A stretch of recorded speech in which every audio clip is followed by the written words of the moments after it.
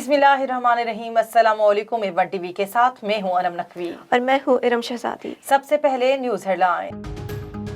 पाकिस्तान में सियासी इंतशार, रूस को अमेरिका के खिलाफ बोलने का मौका मिल गया।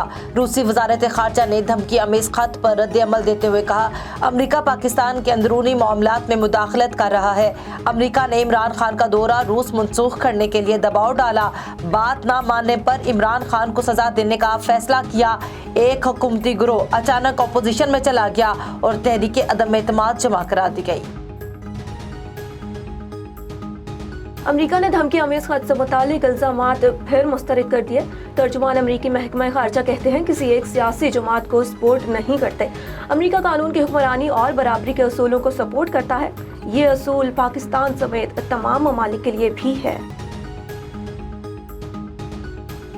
रहनुमा तहरीक इंसाफ शाह महमूद कुरैशी का कहना है कि पाकिस्तानी कौम नहीं चाहती हमारे अंदरूनी मामलात में बैरूनी मुदाखलत हो।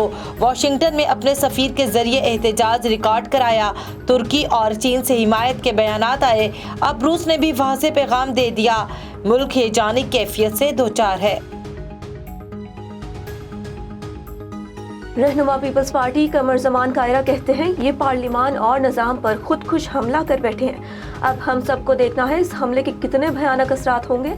सुप्रीम कोर्ट का फैसला तारीखी होगा। मियां इफ्तिखार हुसैन बोले, आखिरी विकेट तक लड़ने की बात करने वाला गेंद लेकर भाग गया। अपने सफीर से फरमाइशी खत लिखवाया।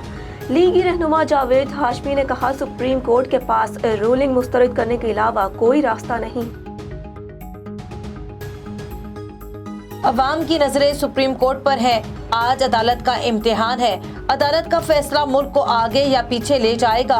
लीगी रहनुमा शाहिद हकान अब्बासी की मीडिया से गुफ्तगू कहते हैं, अलीम खान ने तो सिर्फ एक करप्शन की बात की, मामला बहुत आगे बढ़ेगा।